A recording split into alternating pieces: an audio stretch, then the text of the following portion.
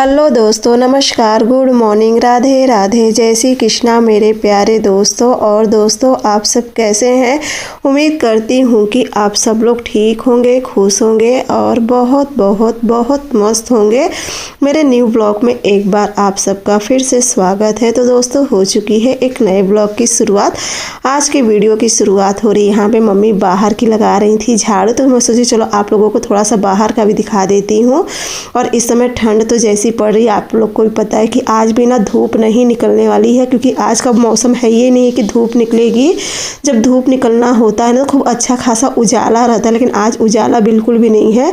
तो धूप का तो आज कोई भी चांस नहीं है। लेकिन घर का काम हम औरतों के लिए, चाहे ठंड हो, चाहे गर्मी हो, चाहे बरसात हो, हम औरतों का तो घर का काम लगा ही रहेगा। चाहे किसी भी स्थिति में रहे, हम लोग को तो करना ही करना है। तो बस उसी काम में, बस उसी डेली की रूटीन में मैं भी लग गई थी अपना।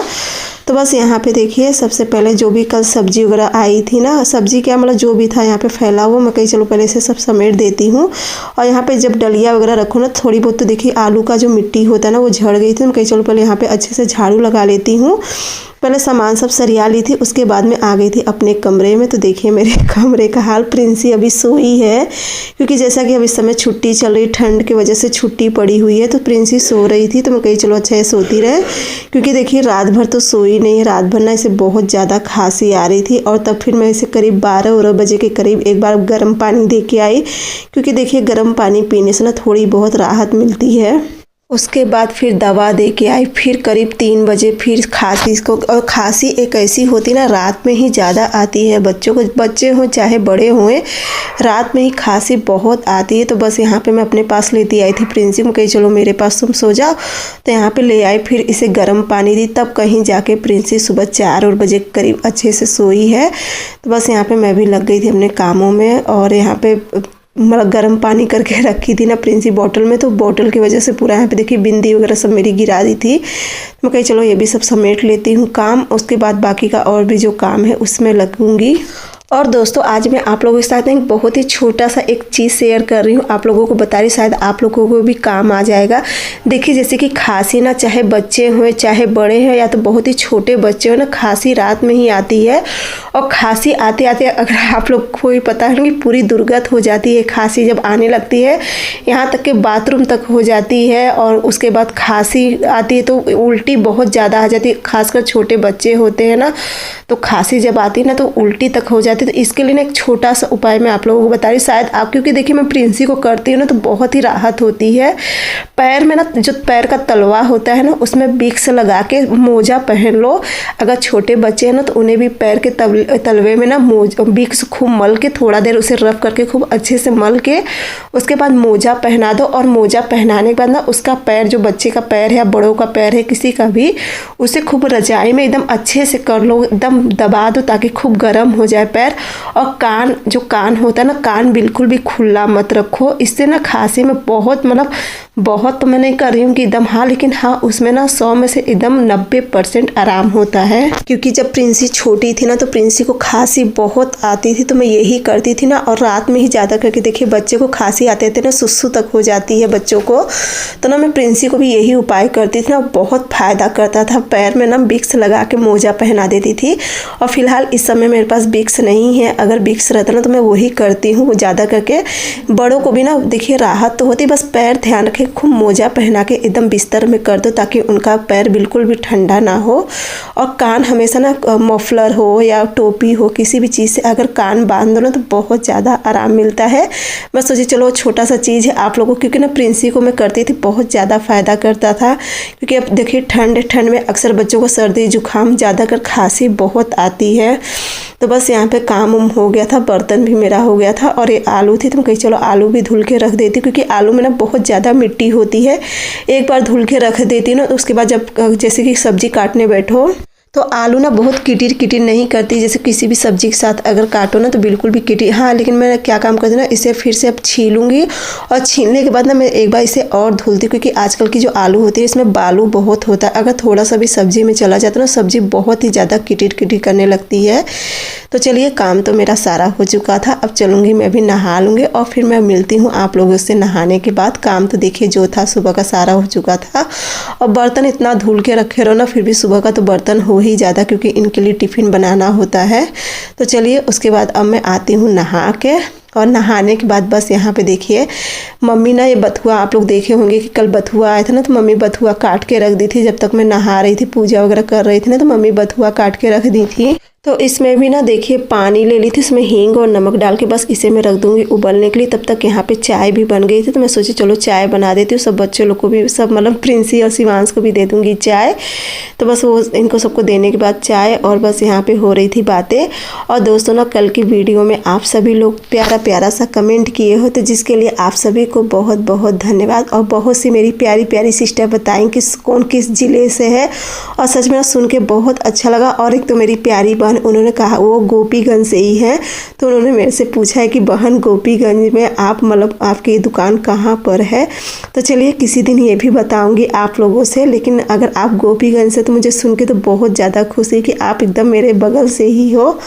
तो बस यहाँ पे फिर मम्मी बैठ गई थी आग जलाने के लिए, क्योंकि बताए ना आज ठंड बहुत है, आज तो धूप बिल्कुल भी नहीं निकलने वाली है। और पता है जो लकड़ी ले आए हैं ना, तो ये बाज़ार से ख़रीद के ले आए हैं। लकड़ी जो मशीन में आरा मशीन होती है, उसमें जब लकड़ी बड़े बड़े पल्ला में काटी जाती है, जो छोटे छोटे टुकड़े बच जाते हैं ना, तो ये ख़रीद के ले आए थे। एक बोरा ले आए थे क्योंकि ठंड बहुत ज़्यादा, कहीं के लेते आऊँगा कम से कम हाथ पैर सेकने के लिए तो सबको हो जाएगा। तो बस मम्मी वही जलाए। और ये लकड़ी वाली लकड़ी ना, पहली बात तो देखिए जल्दी जलती नहीं है, और उसके बाद जब जल जाती है ना, तो बहुत काफ़ी देर तक इसमें आग मतलब आँच लगी रहती है। तो बस वही मम्मी सब तैयारी कर रही थी जलाने की। तो मैं कही मम्मी मतलब मैं नहाने गई थी ना, तो मम्मी कहीं जला दे रही, तुम हाथ पैर सेक लेना। मैं नहा के आई थी और वहाँ पे मैं बथुआ की सब्जी रख दी थी इंडक्शन पे, वो पक रहा था। और यहाँ पे देखिए इनको सबको दे दी थी चाय भी, प्रिंसी को भी दे दी थी, मम्मी को भी। और अब चलूँगी मैं भी लेके बैठूँगी चाय, थोड़ा सा यहाँ पे हाथ पैर भी सेक लूँगी और चाय पी लूँगी। तब तक वहाँ पे बथुआ की सब्जी भी मेरी होते रहेगी। उसके बाद आगे का फिर देखो क्या खाना, मतलब अभी तो सब्जी रख दे रही हूँ बनने के लिए। और प्रिंसी को ना जब छोटी थी ना, तो इसे डबल निमोनिया की शिकायत हो गई थी, जिस वजह से ना इसको थोड़ा सा सर्द जुकाम थोड़ा सा इसे दिक्कत कर देता है। खासकर तो और तो कुछ नहीं ना, इसे खांसी ही बहुत आती है। जब इसकी खांसी शुरू हो जाती ना, तो इसकी खांसी नहीं बंद होती है। और ऐसी ना एक बार मेरे साथ भी हुआ। तो मुझे तो एक बार ना लगातार कम से कम 6 से 7 महीने तक खांसी आई थी। दिवाली की सफाई करी थी, उसी सफाई के चक्कर में धूल डस्ट या जिस कारण से मुझे बहुत ज़्यादा खांसी आई थी। और तभी मैं समझ सकती हूँ खांसी बहुत अखरती है, एकदम सीना पेट। प्रिंसी कहती कि मम्मी मुझे खांसी आते आते ना मेरा पेट दर्द होने लगा है। और सही बात है ना, खांसी देखिए बहुत अखरती है। तो चलिए यहाँ पे देखिए आग खूब मस्त जल गई थी। तो लीजिए आप लोग भी हाथ पैर अच्छे से सेक लीजिए।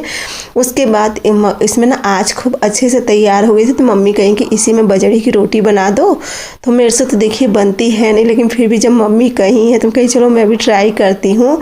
वैसे देखिए मेरे से चूल्हे पे तो मेरे से बन जाती है, लेकिन इन सब चीज़ों पे मैं कभी बनाई हूँ नहीं।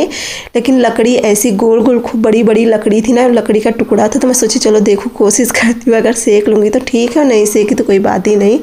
बल्कि मम्मी कहीं कि दो मैं सेक दे रही हूँ, कहीं नहीं मैं देख रही हूँ, कोशिश कर रही हूँ।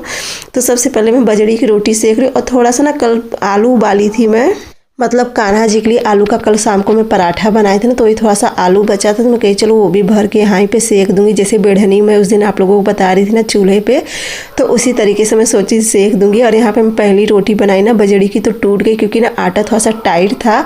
और मम्मी कहीं कि सूखा आटा मत लगाओ, पानी लगा के बनाओ। लेकिन मैं कहीं ना मेरे से पानी लगा के बिल्कुल भी रोटी नहीं बनती, मैं सूखा ही आटा लगा के रोटी बनाती हूँ।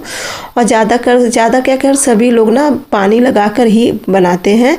तो बस यहाँ पे देखिए पहली रोटी डाल दी थी। अब देखो बना तो मतलब मम्मी के कहने पे बना तो रही, अब देखो कैसी बनती है कैसी नहीं।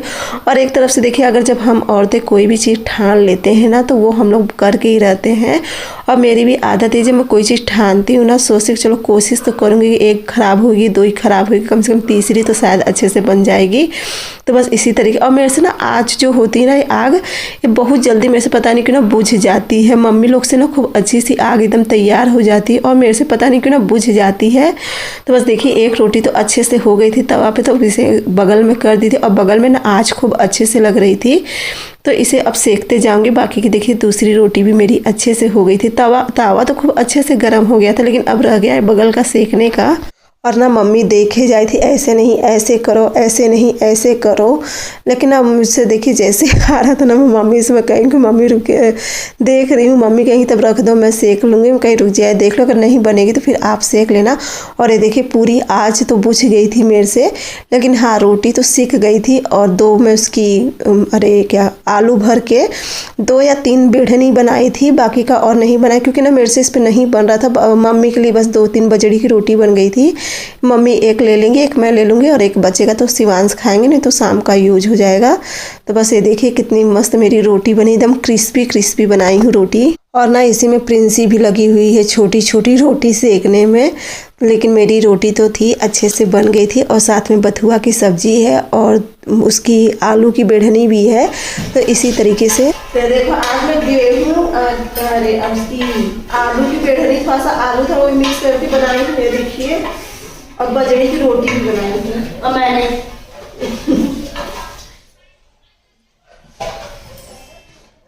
अब देखिए बजरी की रोटी कितनी क्रिस्पी बनी है, देखिए।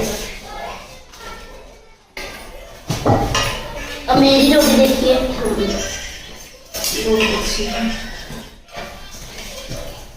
और ये जो रोटी मैंने खाते बनाया है।